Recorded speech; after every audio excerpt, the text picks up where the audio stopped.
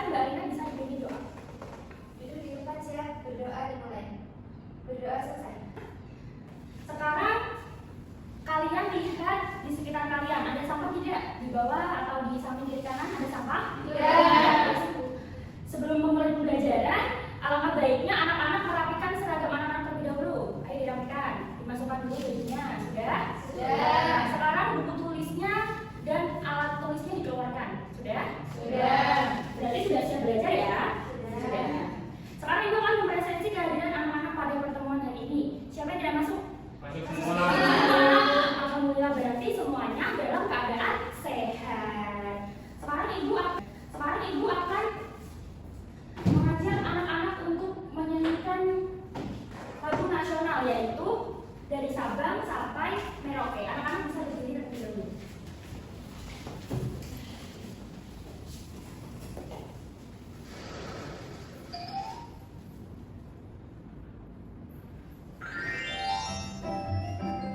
Nanti bisa sambil ikutan ya.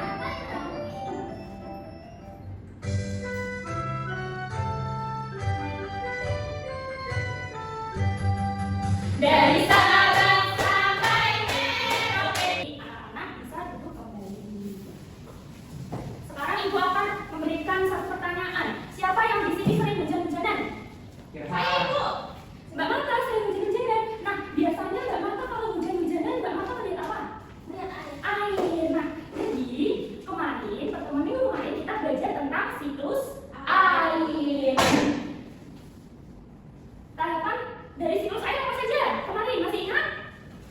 Ada transpirasi, kemudian ada evaporasi, kemudian kondensasi, presipitasi, dan juga infiltrasi. Berarti anak-anak sudah paham ya mana yang kemarin Ibu sampaikan.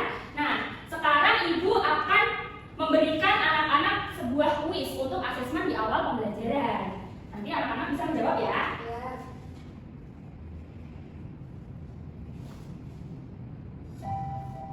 Mbak Ana bisa maju, boleh menjawab?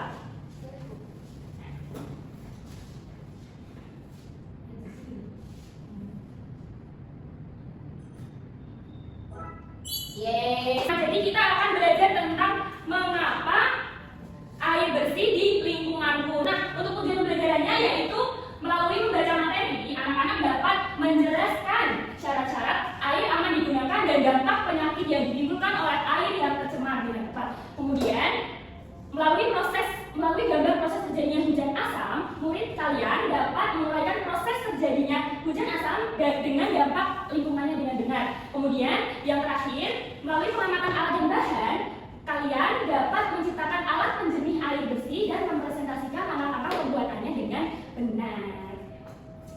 Sekarang anak-anak bisa berdiri terlebih dahulu. Berdiri, kaki.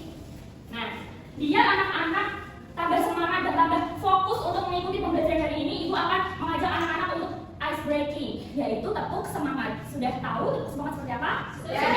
Sekarang tepuk semangat. Semangat.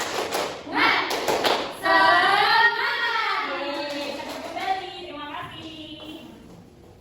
Sekarang Ibu akan menayangkan sebuah video. Anak-anak bisa mengamati dengan baik. Mas Zaki, bisa didengarkan Ibu? Ya.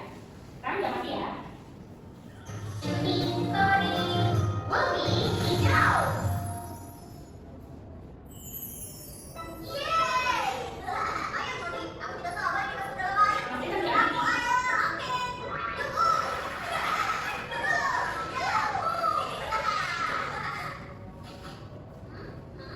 Ih, bau apa ini? Bau. Yuk, itu kotoran. Kok bisa kotoran yuk? Siapa kamu?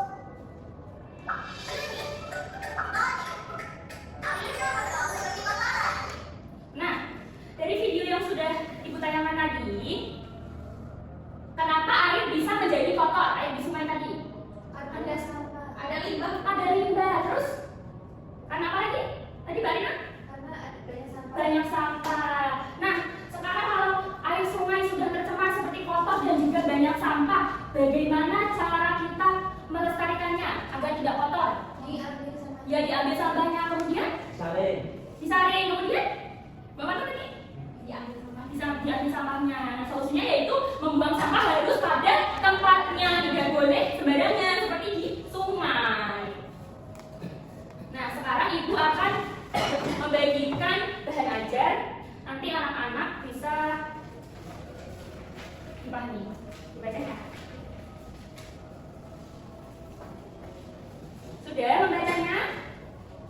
Sudah? Baik. Sekarang ibu akan membagi kalian menjadi 2 kelompok. Nah, untuk kelompoknya itu seperti kemarin ya. Sekarang ibu akan membagikan lembar kerjanya terlebih dahulu.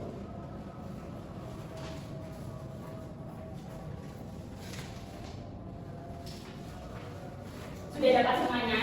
Sudah. Sekarang anak-anak melihat ibu dulu terlebih dahulu. Ibu akan membacakan petunjuk pengerjaan dari lembar kerja yang akan kalian kerjakan secara berkelompok. Yang pertama, perhatikan gambar proses terjadinya hujan asam yang disediakan. Di sini ya. Sudah terlihat? Kemudian tuliskan proses terjadinya hujan asam secara urut. Dan juga kemudian tuliskan dampak dari hujan asam dan cara pencegahannya. Nah, cara pencegahannya di lembar selanjutnya. Sudah dilihat? Nah. Kemudian yang terakhir, kemarin ibu sudah menyuruh kalian untuk membawa alat dan bahan untuk membuat penyaringan air. Sudah dibawa?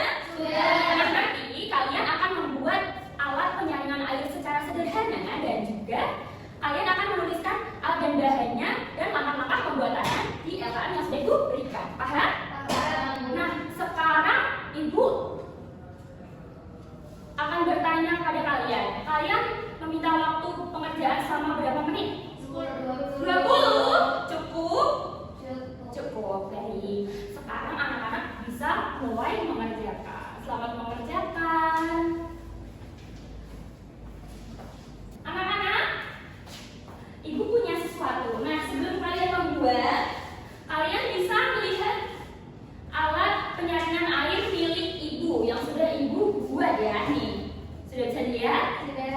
Nah, nanti kalian akan menyaring air keruh ke dalam sini. Jadinya akan menjadi lebih jernih. Jadinya nanti akan memerlukan proses lebih lama, ya. Coba anak-anak bisa melihat. Nih, sedikit-sedikit, anak-anak.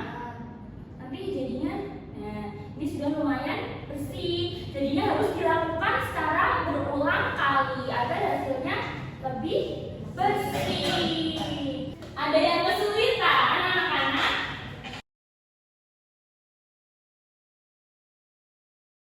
Karena anak-anak sudah selesai mengerjakan lembar kerja, anak-anak bisa maju ke depan. Yang pertama yaitu kelompok 1. Silakan maju ke depan.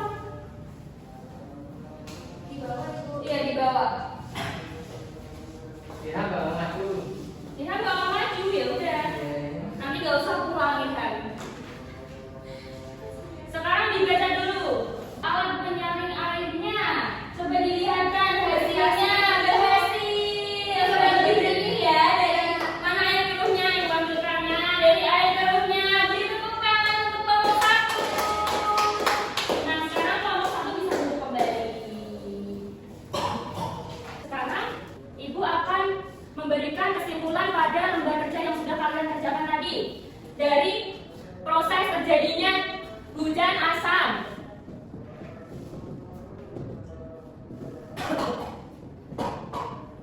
Tadi ada berapa prosesnya? Ada 4. Yang pertama, gas asam yang dihasilkan menuju atmosfer.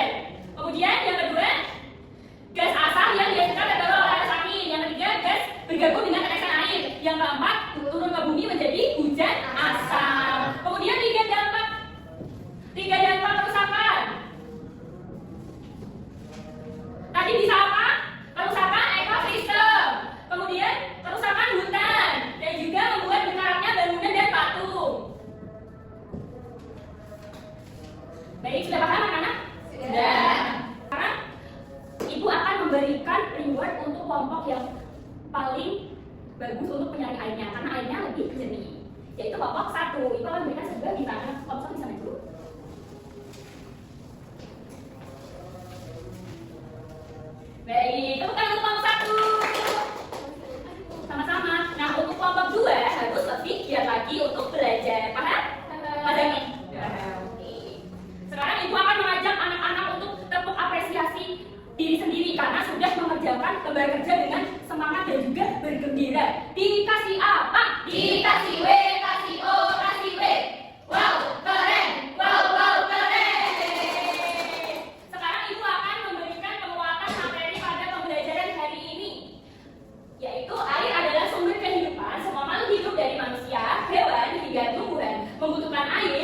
bertahan hidup. Air bersih adalah air yang aman dan sehat untuk diminum, memasak, dan juga untuk kebutuhan sehari-hari.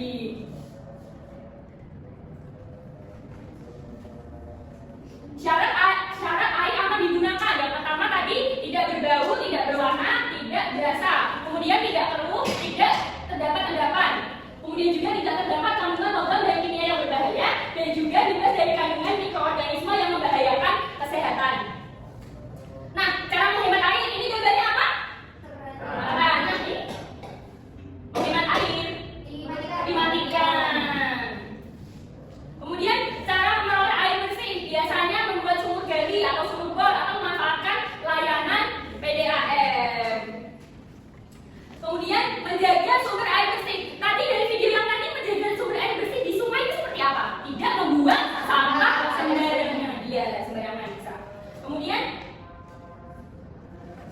penjernihan air tadi sudah ya. Nah ini tadi cara membuatnya seperti ini belum? Ibu akan menampilkan ya. Bisa dilihat tadi cara membuatnya seperti ini belum?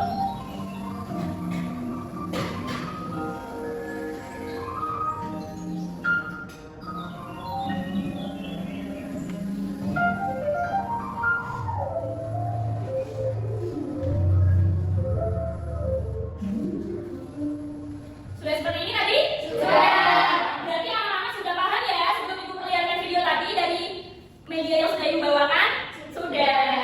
Bagus. Sekarang lanjut lagi ke materi. Sebentar.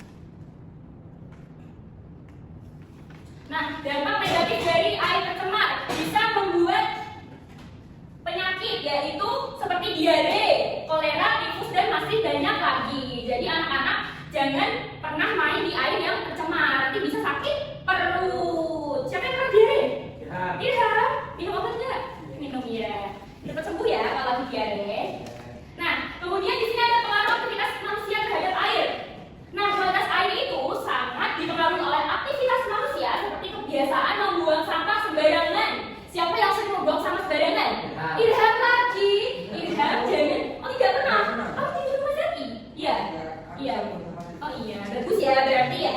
Kemudian juga ada penggunaan deterjen yang berlebihan atau pembuangan limbah ke sungai. Seperti limbah pabrik itu membuat sungai tercemar. Jadinya hewan yang ada di dalam sungai seperti ikan akan mati karena tercemar limbah pabrik. Ya. Nah, tadi ada polusi udara dari kendaraan juga pengaruh aktivitas manusia terhadap air. Nah, itu bisa menyebabkan asap-asap mengandung zat kimia yang saat bertemu air tawar berubah sifatnya menjadi asam seperti proses hujan asam. Nah, hujan asam itu mengandung senyawa kimia yang bersifat korosif. Nah, tadi anak-anak di LKM sudah belajar tentang proses hujan asam. Nah, itu akan memperlihatkan video pembelajaran tentang proses hujan asam. Bisa dilihat ya.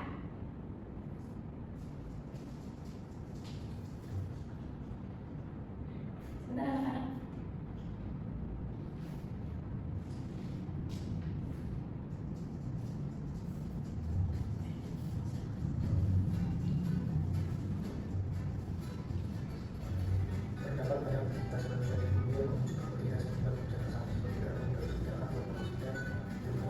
Jadi, simak.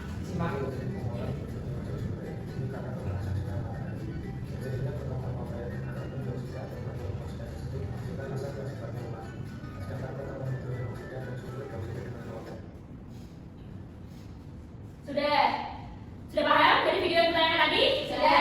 Nah, sekarang tadi dampak dari hujan asam yang sudah kalian kerjakan di LKM ada menyebabkan ada tenggorokan, batuk, dan gangguan pernafasan. Nah, tadi dampak yang disebut berbeda dengan yang di LKM, tidak apa-apa karena ini tambah dari ibu ya.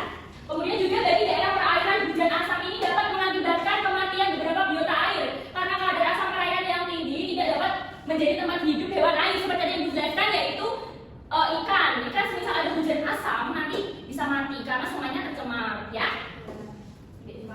Kemudian bisa menyebabkan kendaraan atau bangunan yang berbahan logam menjadi cepat berkarat. Sudah bisa dipahami? Sudah. Baik, sekarang tidak terasa karena waktunya sudah hampir selesai, Ibu akan menyampaikan kesimpulan pada pembelajaran kita hari ini, yaitu sehingga harus bebas bau, warna, dan endapan dari bahan berbahaya. Manusia melakukan berbagai cara penyaringan air untuk memperoleh air bersih. Aktivitas yang menghasilkan polusi dapat menyebabkan hujan asam yang berdampak buruk bagi lingkungan dan makhluk hidup. Sudah bisa dipahami? Bisa.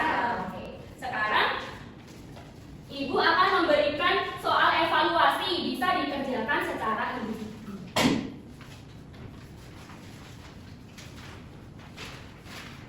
Sudah? Sudah dapat semuanya soalnya? Sudah. Bisa dikerjakan ya? Ibu berikan waktu selama 5 menit. Sudah? Sudah. Baik. Sekarang langsung kita koreksi. Ditukarkan dulu dengan teman sebelahnya. Sudah? Baik. Sekarang nomor 1, Mbak Aina bisa dibacakan. Air yang akan digunakan untuk kebutuhan sehari-hari harus memiliki ciri-ciri B. Tidak berwarna, tidak berbau, dan tidak berasa. Baik.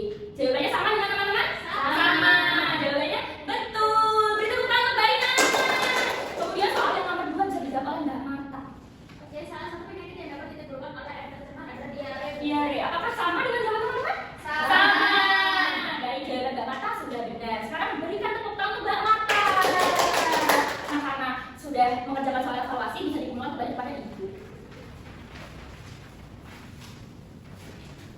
Baik. Karena anak-anak sudah memenuhi KKTP semua, jadi hari ini anak-anak bisa langsung pulang ke rumah. Yeay!